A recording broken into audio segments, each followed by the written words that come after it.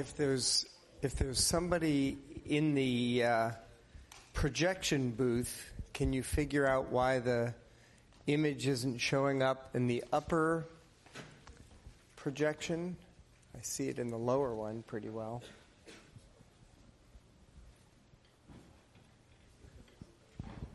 Thank you.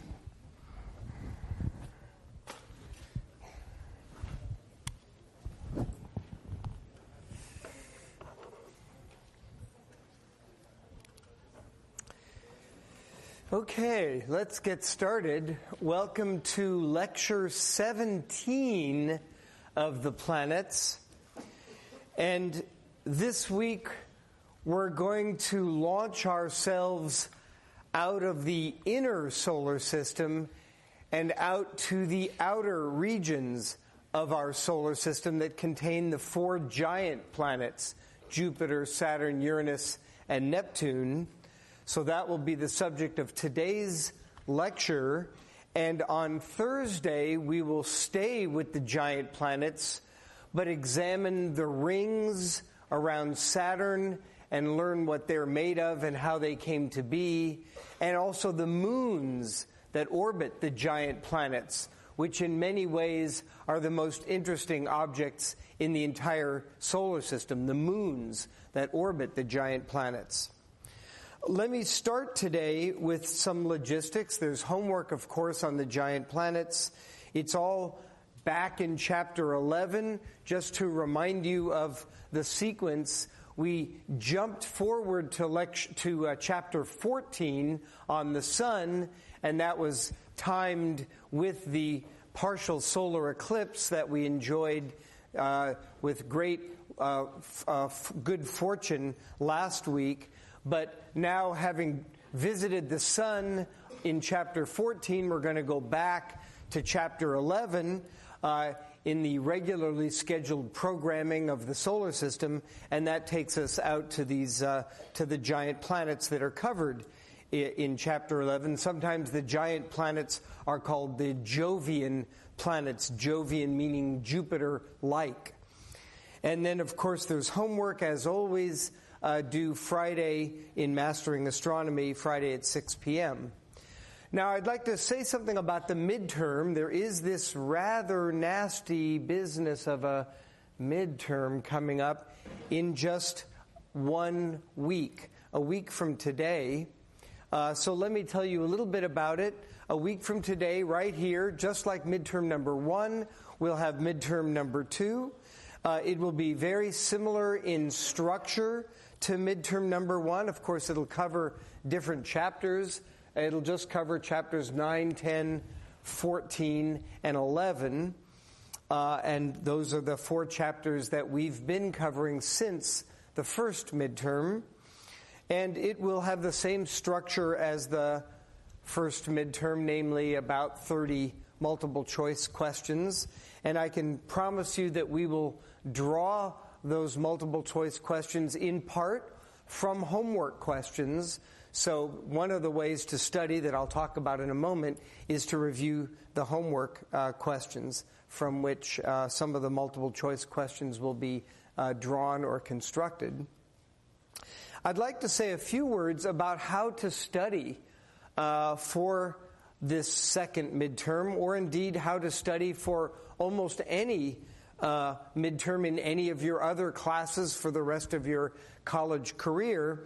There's some basic ideas that I'll mention. A lot of people have been asking me how should I study for the midterm, and I think there's one rule of thumb: professors lecture on the topics that they think are most important. So out of every bit of information, every bit of logic, all the reasoning that you find in a given chapter in the book, the professors, every single professor in the universe tends to lecture on those portions of a chapter that they think are most important. So certainly one of the ways to study is to sort of get inside the head of the professor, and the way to do that, of course, is to review their lectures. And in this class, you can do that a couple of ways.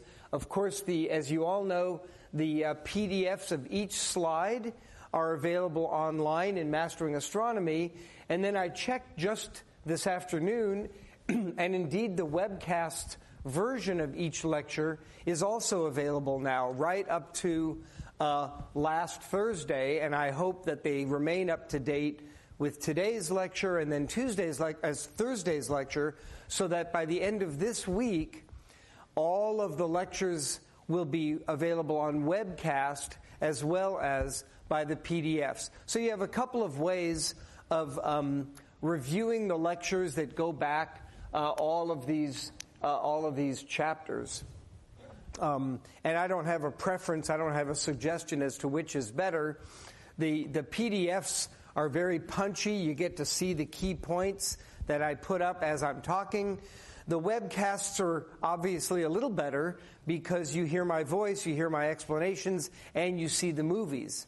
So, the webcasts have that advantage. The disadvantage, I would say, of the webcasts are that you have to wade through an entire lecture, and if you did that for 8 or 10 lectures, that takes too long in terms of studying. So I think maybe a better way of studying would be to, at least at first, stick with the PDFs, and then if you find topics that you didn't understand based on the PDFs of the slides, then maybe turn your attention to the webcast.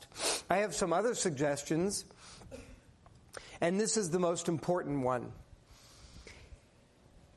Whenever you're learning anything, you have to ask yourself, do you really understand what it is you are hoping to learn?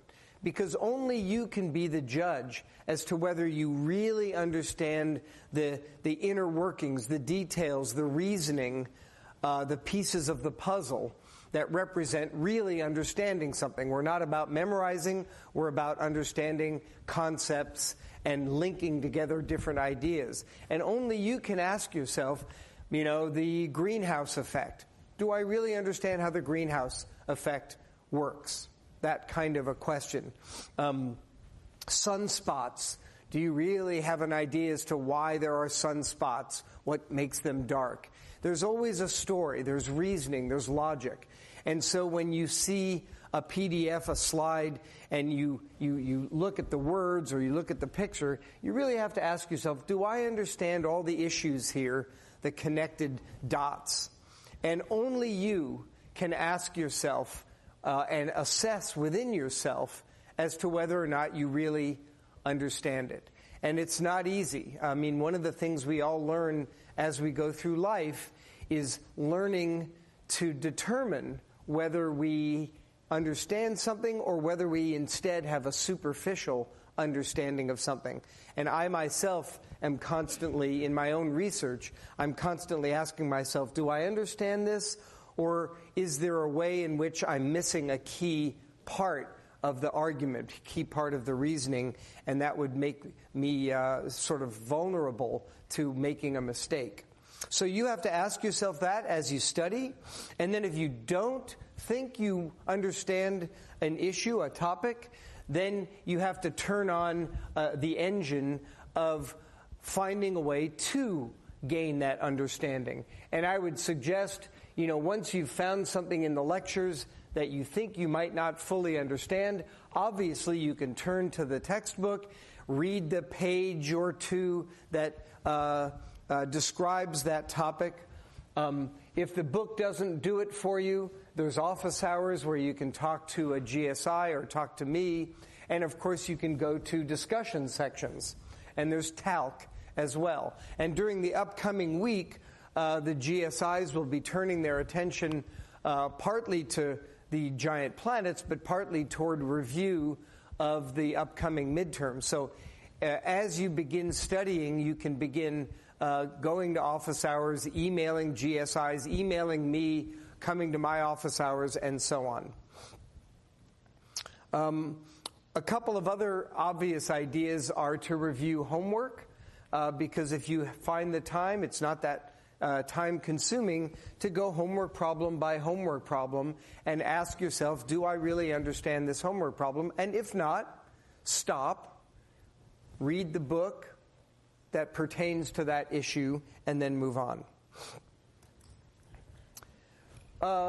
Any questions about the midterm? Yeah. Will there be any material before Chapter 9? So the question is, will there be any material before Chapter 9? And you know, whenever a professor gets asked a question like this, we have no choice but to answer maybe. And the reason is, there might be some issue about orbital motion, you know, that pertains to we're not going to emphasize the material before Chapter 9, but there might be something about how planets move, you know, in the night sky or around the sun, something maybe about the physics of or the chemistry of the planets or the atmospheres that might come up. So I wouldn't want to say definitely there's nothing on the material before Chapter 9, but the vast emphasis is on these 4 chapters. So don't bother, I would say, don't bother going back to the previous chapters unless you sense that there's something you're really missing out of them. Other questions about the midterm? Anything at all? Yeah. Do we have to buy our own scantrons? No. We'll bring them. And if you do have any other questions about the midterm, just fire off an email to us, and we'll answer them. Okay. Onward. The giant planets in our solar system. It's a glorious topic. Let's set the stage. All of you know that our solar system has 4 inner planets. They're all rocky and small.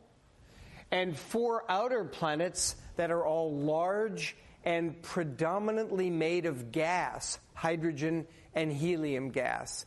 And this is a beautiful architecture of our solar system that adds to the other architectural features, which is that, as you know, all the planets orbit the sun in nearly the same plane, flattened plane, the ecliptic plane in which the Earth itself orbits. They all go around the sun in the same direction. And now there's this third structural feature, you might even say third and fourth structural feature, where the rocky planets are in close, the gaseous planets are farther out, and the inner rocky planets are small, and the outer giant planets are large. So there's some sort of regular structure that clearly has some intimate connection to the original formation of our planets in a protoplanetary disk of gas and dust that was swirling around the young sun, out of which these 8 major planets condensed, formed from that gas and dust 4.5 billion years ago. Now, the outer planets were studied for decades by using telescopes to do spectroscopy. You could see the small disk of Jupiter and Saturn and Uranus and Neptune. Try to learn what they're made of by pointing your telescope at them and trying to do a spectroscopic analysis of the chemical composition to learn what these planets are made of. But much of that work was greatly superseded starting around 1980, when a whole fleet of spacecraft were sent out to the outer solar system by NASA. NASA did all of this, and the first of the spacecraft to Jupiter and Saturn were called Voyager 1 and 2. There was actually an earlier pair, Pioneer, but I'm going to skip over them because Voyager so completely superseded them. In the 1980s, this little spacecraft with a suite of instruments on board, and you'll see some of them here. There are cameras, spectrometers, magnetometers, and so on, were sent to Jupiter and slingshot around Jupiter, flung around Jupiter by its gravity, out to Saturn. And so this sort of billiards method of sending the spacecraft from the Earth, flung around Jupiter right here, and then flung out to Saturn, Jupiter and Saturn, was a smart trick by NASA. You send your spacecraft to Jupiter, Jupiter's boogieing around in its orbit, and you have the spacecraft go around the backside so that it gets flung by gravity of Jupiter over to Saturn. A brilliant 1-2 punch.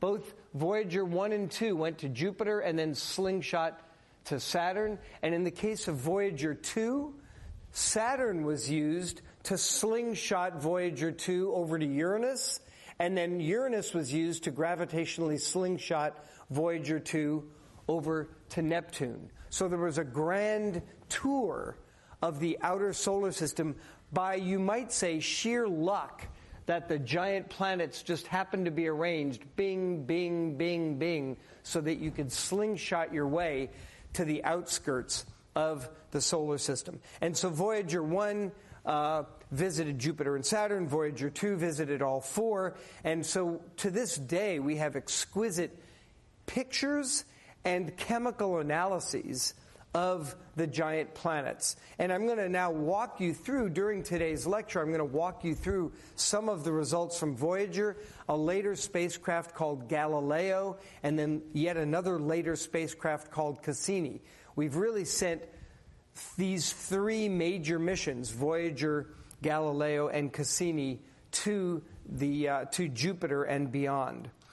Now, the first thing to see in these close-ups of Jupiter is what a gorgeous and gargantuan planet it is.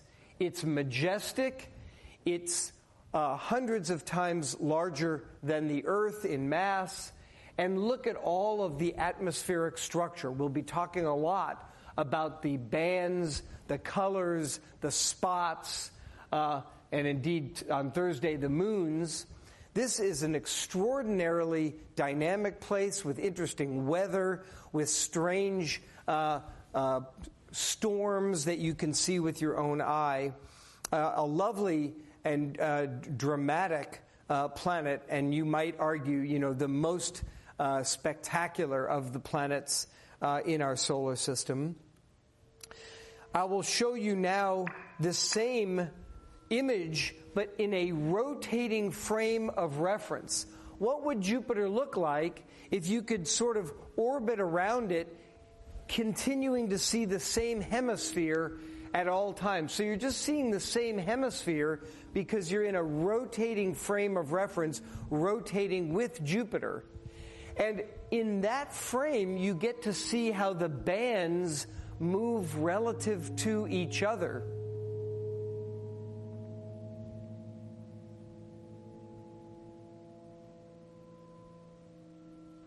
You can see that there are bands that move from west to east.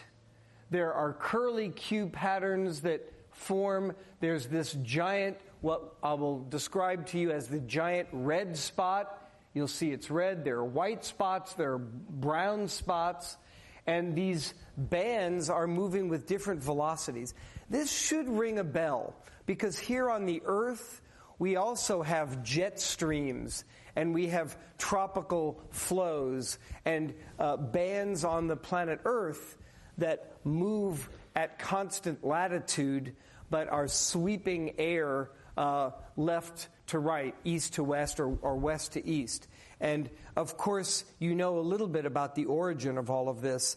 It's the heating of the planet that causes it to rise, and then the spin of the planet causes the Coriolis effect. And that's what's happening on Jupiter as well.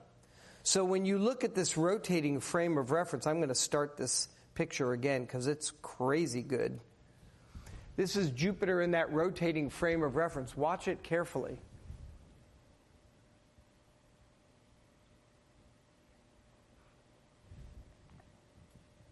If you look carefully, you can see the great red spot has fluid motion, it's gas, counterclockwise.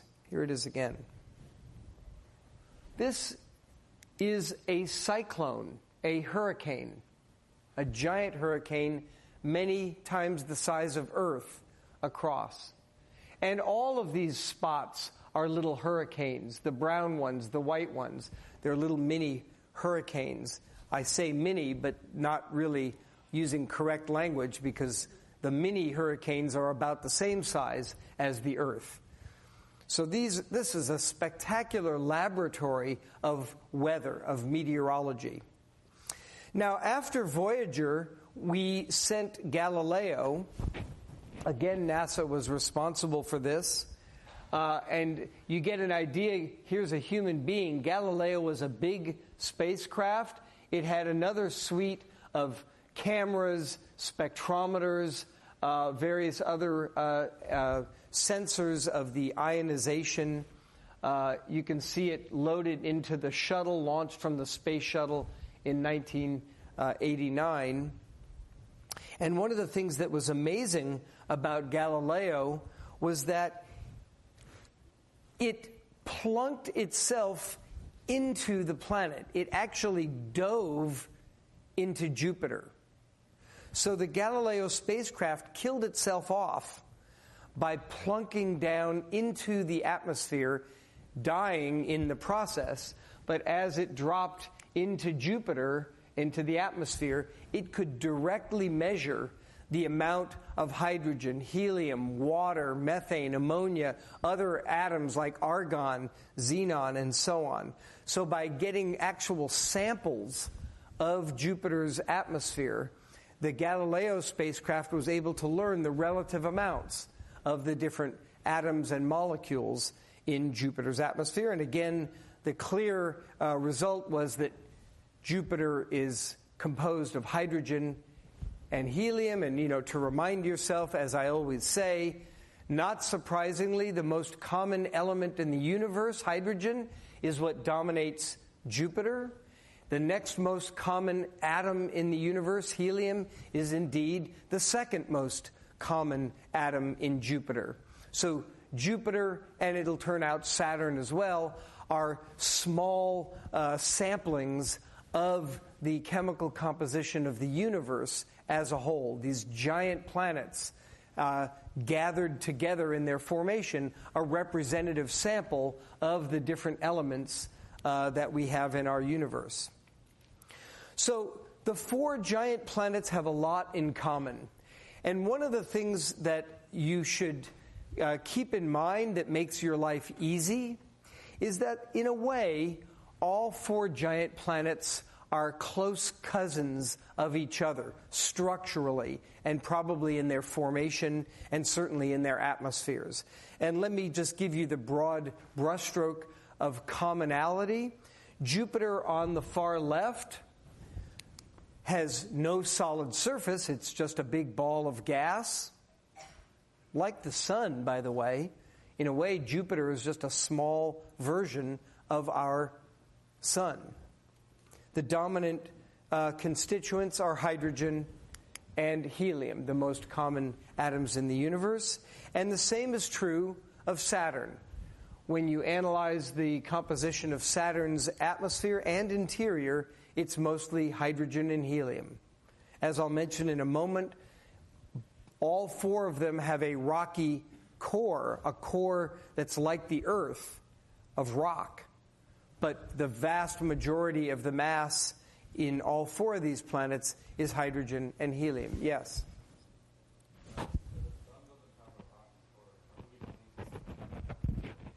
Yeah, let me repeat the question, and I will get to that, and remind me when I do. The question is, the sun doesn't have a rocky core, correct?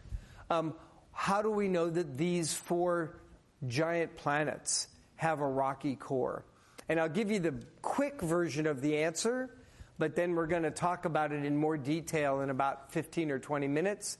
The answer is that as spacecraft fly by the planet, like Voyager or Galileo, when they fly by, the gravitational pull of the planet on the spacecraft that causes the spacecraft to arc around, change its trajectory, allows us to probe the mass inside the planet, probe the distribution of mass inside the planet. It's quite amazing. So we know that there has to be a rocky core in 3 out of the 4 of them, for sure. Uranus and Neptune are also made mostly out of hydrogen and helium, but there's also a large component of water, H2O. And that's because the outer envelope of Uranus and Neptune are cool enough that the hydrogen atoms can bond with the oxygen atoms, giving you H2O. And so even though, strictly speaking, it's true that Uranus and Neptune are composed mostly of hydrogen and helium, there are, of course, trace amounts of carbon, nitrogen, oxygen. And when the carbon, nitrogen, and oxygen bonds to the hydrogen, C plus hydrogen, CH4 is methane, NH3 is ammonia, OH2 is water, H2O. So it's not surprising that in a cooler planet like Uranus or Neptune, there's mostly hydrogen and helium, but the hydrogen, when cool enough, bonds with the oxygen to make water.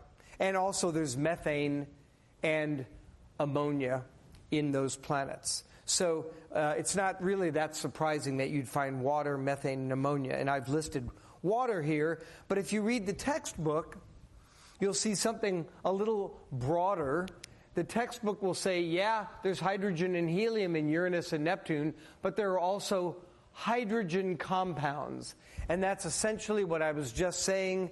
Since hydrogen is the most popular atom, if you can combine hydrogen with the other popular atoms, like carbon to make methane, nitrogen to make ammonia, oxygen to make water, then those molecules will exist as well. So the so-called hydrogen compounds are a common part of these cooler outer giant planets. And of course, they're in gaseous form for the most part, but under high density they become liquid. If you take water in a gaseous form and you compress it by the gravity of the planet, that the water molecules get closer and closer and closer together, so that the water molecules are experiencing electrostatic attractive forces. The water molecules attracted to each other, and that's what we call a liquid. So inside Uranus and Neptune, believe it or not, there is liquid water. And that makes them quite interesting. Giant oceans, if you will, of liquid water. Now, as I'll mention again in a few minutes, in addition to these gases, all 4 giant planets have a rocky core. The only one we're not entirely sure about is Jupiter. It's so huge, Jupiter, that a 10 Earth mass rocky core, a rock 10 times the mass of the Earth, can hide inside Jupiter, inside here. So we're not entirely sure, but for Saturn, Uranus, and Neptune, there's definitely a core of rock that is composed of the same materials of which the Earth is composed, but 10 times the mass of the Earth, sitting in the centers of these giant planets. To just be a little more quantitative, and I apologize, but why not do this? Here's the fractional composition of Jupiter in terms of its hydrogen, helium, carbon, nitrogen, and oxygen. The 5 elements I've been talking about, mostly hydrogen, 74%, helium, 23%. What about the sun for comparison? Well, very similar. The sun, 74% hydrogen. The sun, 25% helium, very similar to Jupiter. And the same with carbon, nitrogen, and oxygen. So in other words, when the sun formed 4.5 billion years ago, Jupiter also formed, and so did Saturn. And they formed out of the same building blocks, the same gas and dust that was a part of the protoplanetary disk out of which the sun formed in the center by gravity and the planets formed in the outskirts by condensing together. So it really, in a way, shouldn't be surprising that Jupiter and Saturn have a chemical composition that's very similar to that of our sun. They were all built out of the same molecular cloud, the gook of the galaxy that came together. Now, some specifics, and I really hate to flood you with factoids, so my intention in showing you numbers about Jupiter is to give you a gut feeling. Don't let the numbers impress you. Don't try to memorize them. I couldn't care less. I don't know these numbers myself. But you should kind of get a vague feeling as a part of this course that Jupiter, as huge as it is, the giant planet in our solar system, nonetheless, Jupiter is only 1/1000th the mass of our sun. Jupiter is itself a speck of dust compared to our sun, 1/1000th the mass of the sun, and yet, meanwhile, Jupiter has a mass that is 318 Earth masses. In other words, Jupiter's mass is 318 times greater than the mass of the Earth.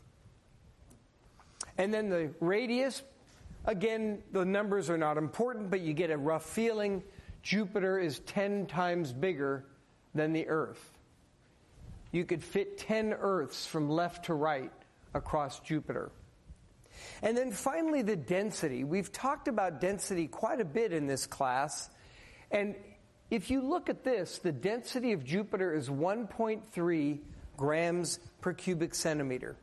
That should ring a bell, because last week I mentioned that our sun has a density, if I recall, of 1.4 grams per cubic centimeter. And you may remember what I said, that back in high school, in your chemistry class, you remember your high school chemistry teacher saying to you, oh, water has a density of 1 gram per cubic centimeter. Oddly, the sun, a big ball of gas, albeit compressed, has the density of water, and so does Jupiter. Jupiter has a density, to a good approximation, that of water. Why? Because it's a giant ball of hydrogen and helium gas, like the sun, but compressed by its own gravity down to a density that's denser than most gas, almost the density, and indeed toward the center, a density greater than that of water. It's a big ball of gas squeezed by its own gravity down to the density of water.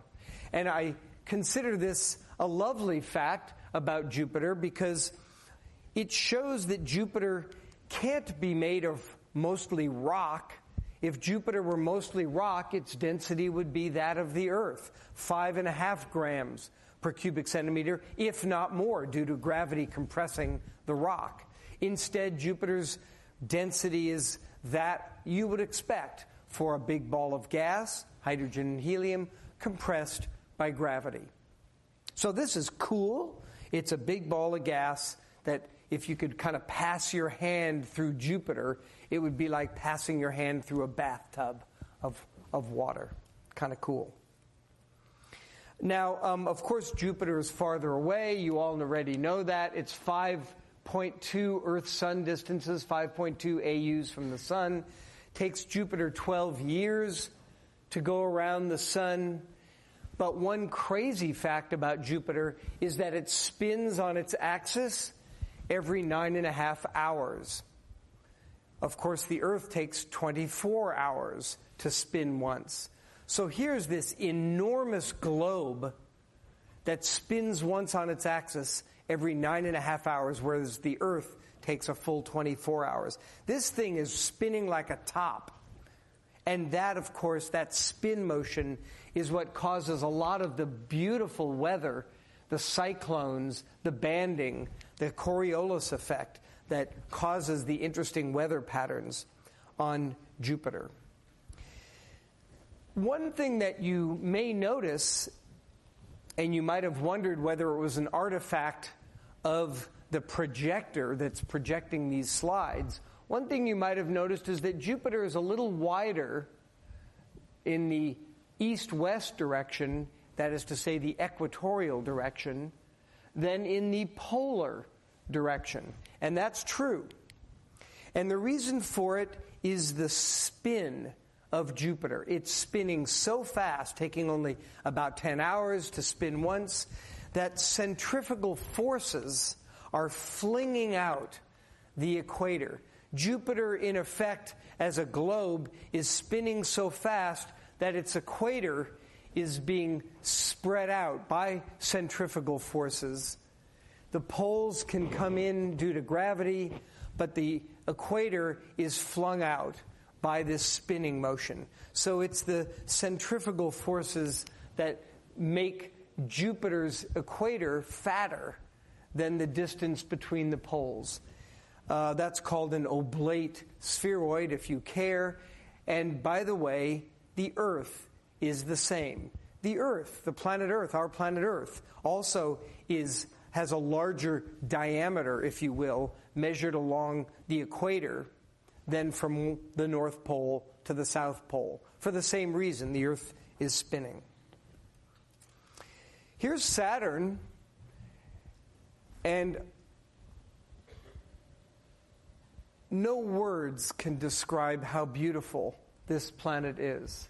To think that nature, that our cosmos, by natural laws of physics and chemistry, has produced this gorgeous jewelry in outer space is really quite phenomenal.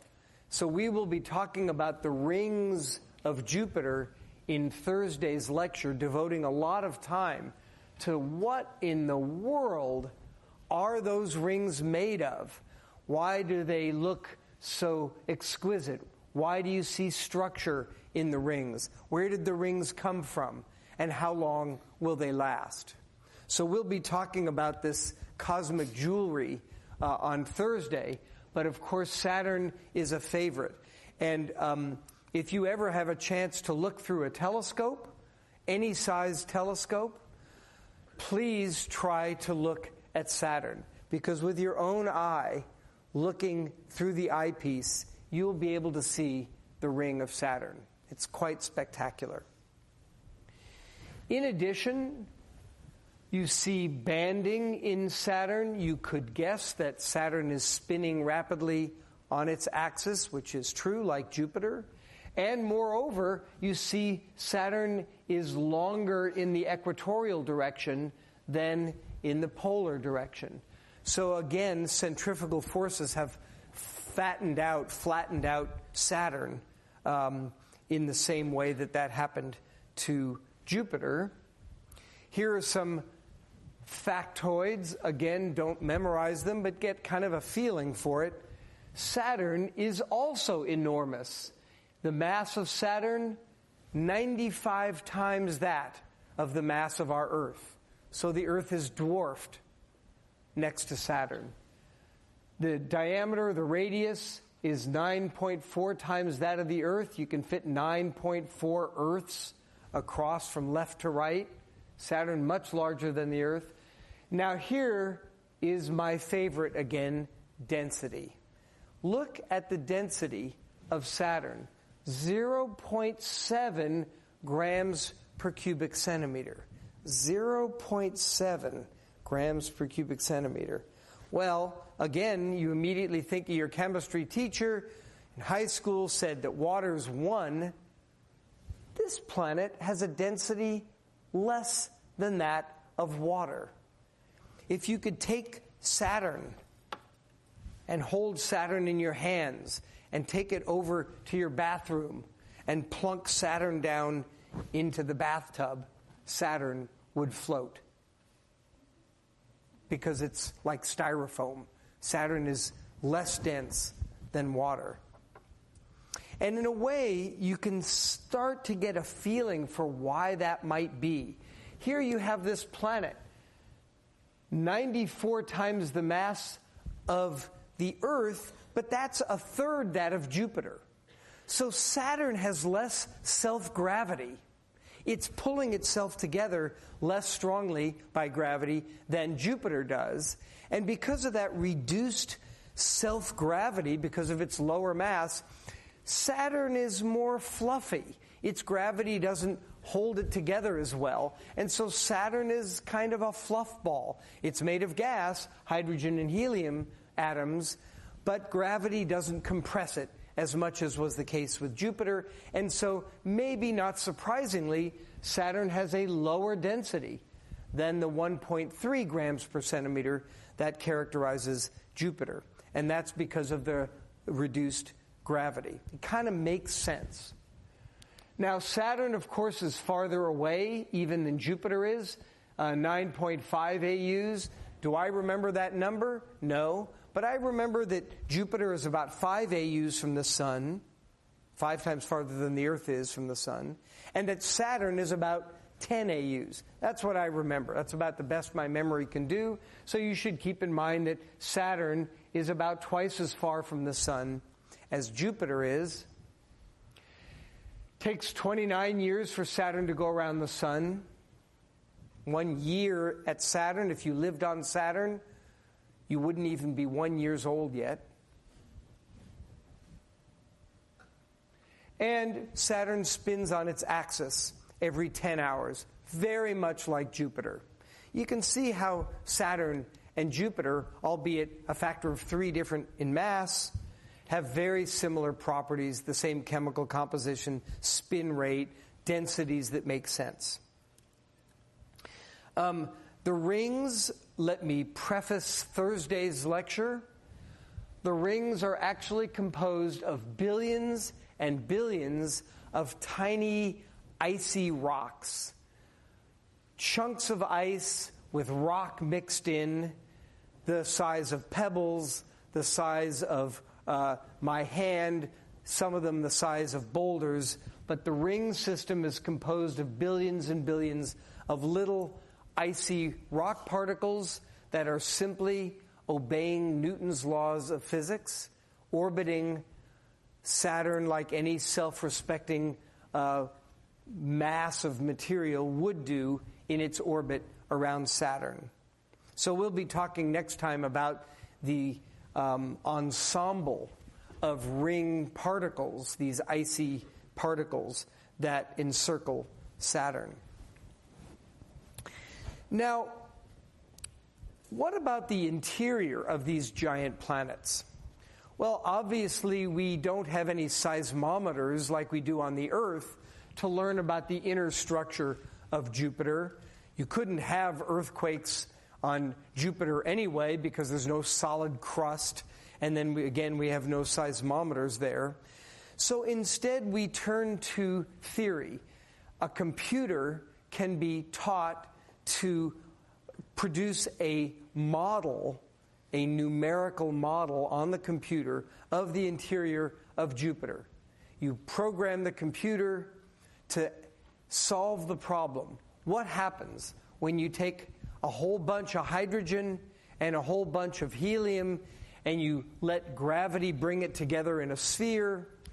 What does the interior look like under those circumstances? And here's the answer. It turns out the hydrogen occupies the giant fraction of the interior, and it's a special type of hydrogen, a form of hydrogen called metallic hydrogen. Most of the interior of Jupiter and Saturn is indeed hydrogen, but it's called metallic hydrogen, and I'm going to talk about this in a little more detail in a couple of minutes. Notice that there's probably a rocky core of about 10 times the mass of the Earth in the center, the vast majority being this hydrogen that's metallic, and then the outskirts has molecular hydrogen, hydrogen that's normal hydrogen molecules. Remember, by the way, hydrogen molecules are simply 2 hydrogen atoms stuck together, H2. So that's molecular hydrogen or a hydrogen molecule. Jupiter and Saturn have very similar structures. So here I put the label of both of them, Jupiter and Saturn. Rocky core, this metallic hydrogen, and then an atmosphere on the outside that has mostly hydrogen and helium, but trace amounts of other elements, notably carbon, nitrogen, and oxygen, also some sulfur, some aluminum that I'll be mentioning. Now, if you'll bear with me, I'd like to give you a professional view of the interior of Jupiter. Here it is. This is a cutout of Jupiter, a wedge. There's the rocky core at the center, something like 10 times the mass of the Earth. Here's the metallic hydrogen, and then there is simply molecular hydrogen with decreasing density. You already know why that is, but I'll come to it in a moment. Decreasing density as you move outward, increasing density as you move inward. But I'd like to say a few words about this crazy stuff called metallic hydrogen. How could hydrogen, that's a gas, be a metal? And by the way, what does the word metal mean? What does it mean for something to be a metal? Well, don't let your minds get blown by the upcoming graph, but here it is. This is a graph I don't expect you to fully embrace. It's too complicated for me, so maybe it's too complicated for you, I don't know.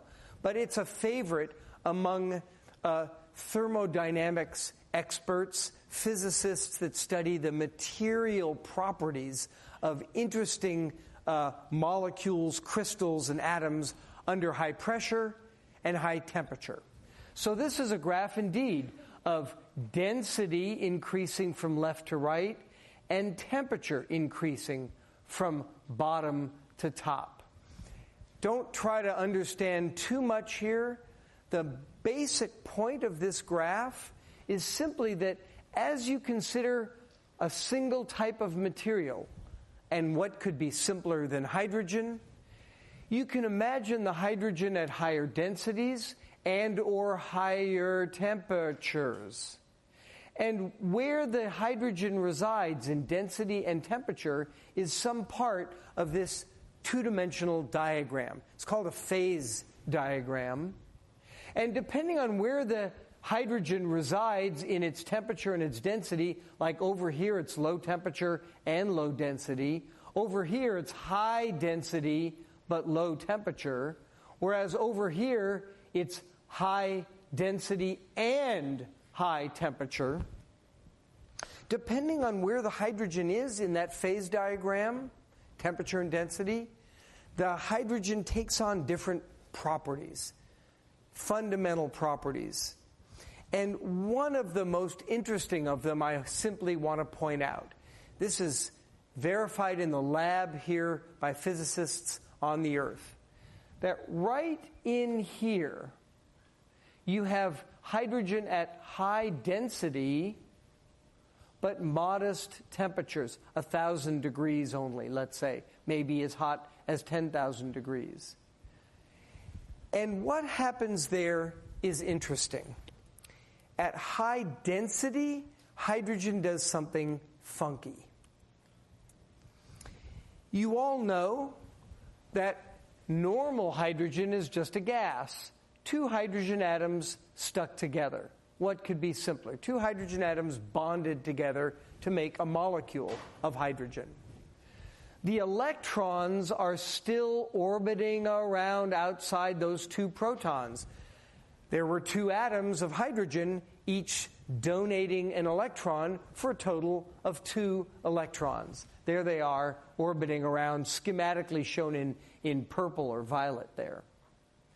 But if you squeeze the hydrogen molecules closer and closer together, the electrons get confused as to which are their parents.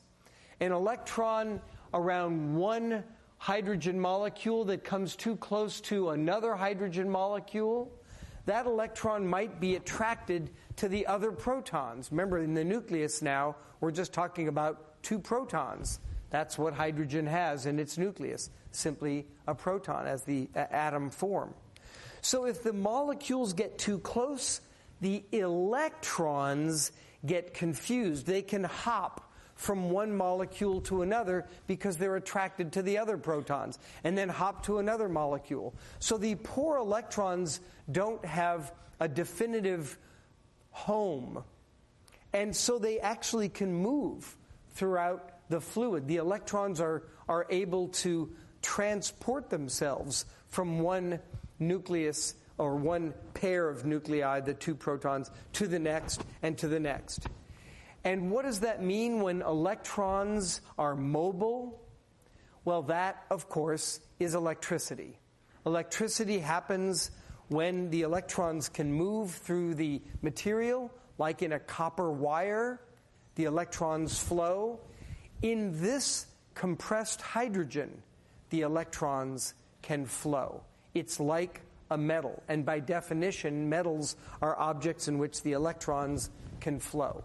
So this is called metallic hydrogen because the electrons are hopping from home to home, and if you apply a voltage, you can drive a current.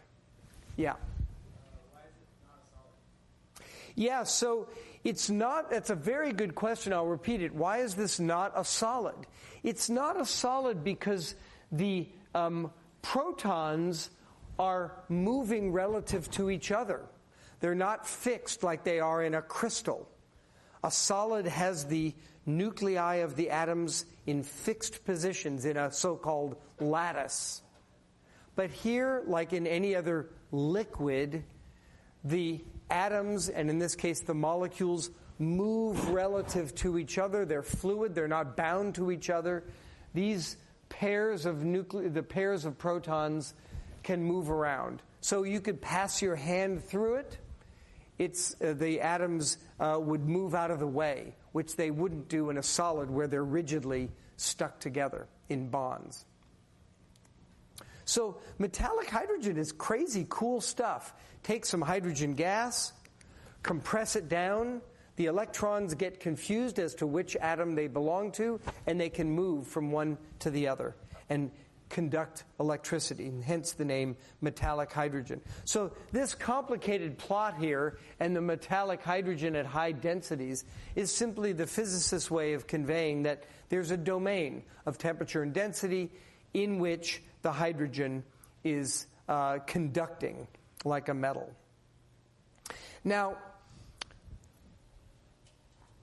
planetary scientists would like to learn more about the interior of Jupiter, and to do that they launched a new spacecraft just a few years ago, and it's called Juno. It's still on its way to Jupiter right now. You'll be hearing about Juno. So Juno's on its way, and I wanted to show a movie how beautiful and majestic Jupiter is.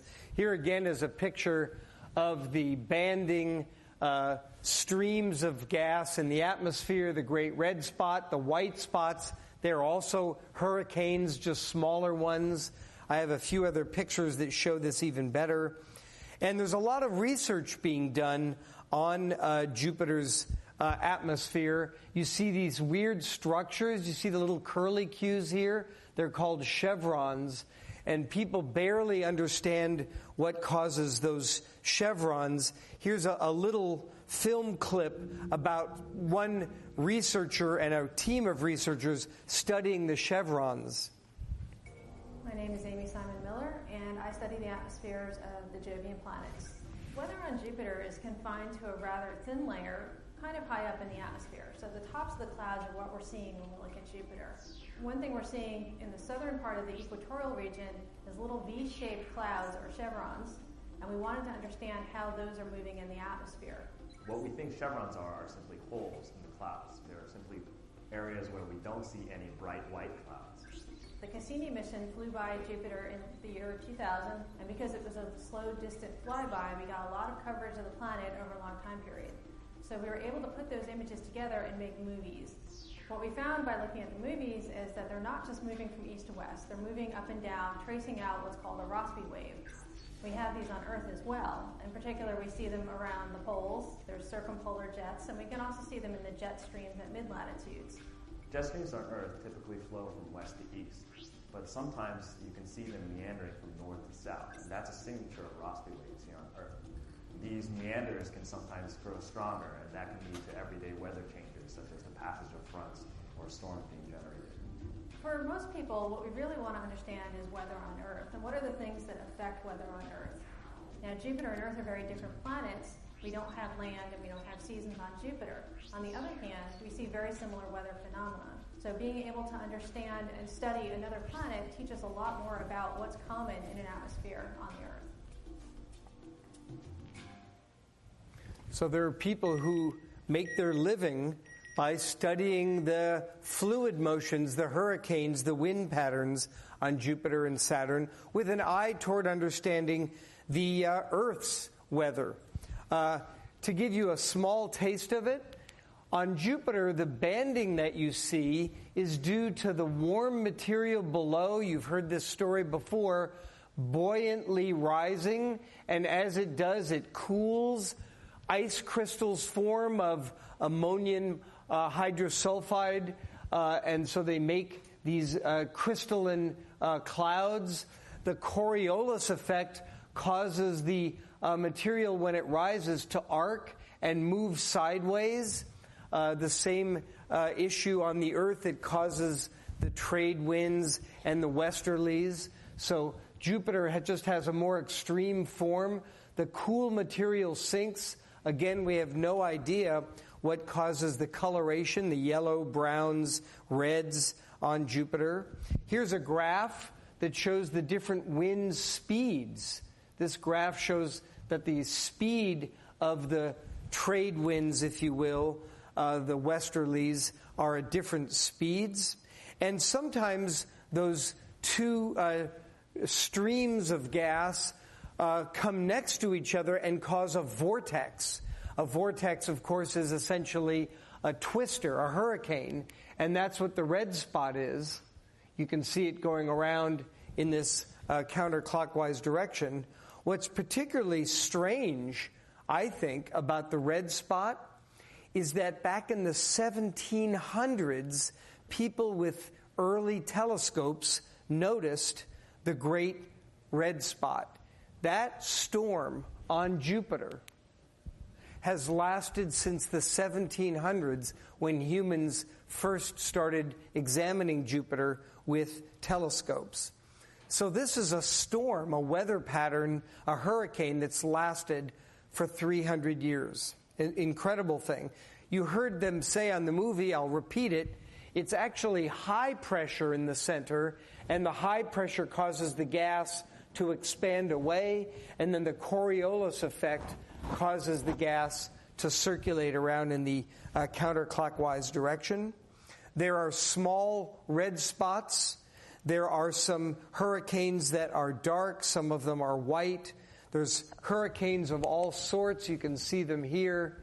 And people study the plethora of the different types of hurricanes. And here you see more clearly a high-pressure region causes the gas to expand, but the Coriolis effect causes the gas to turn the corner, and eventually you get a cyclone, a hurricane, in which the gases just circulate around. And of course, we have these on the planet Earth just as well.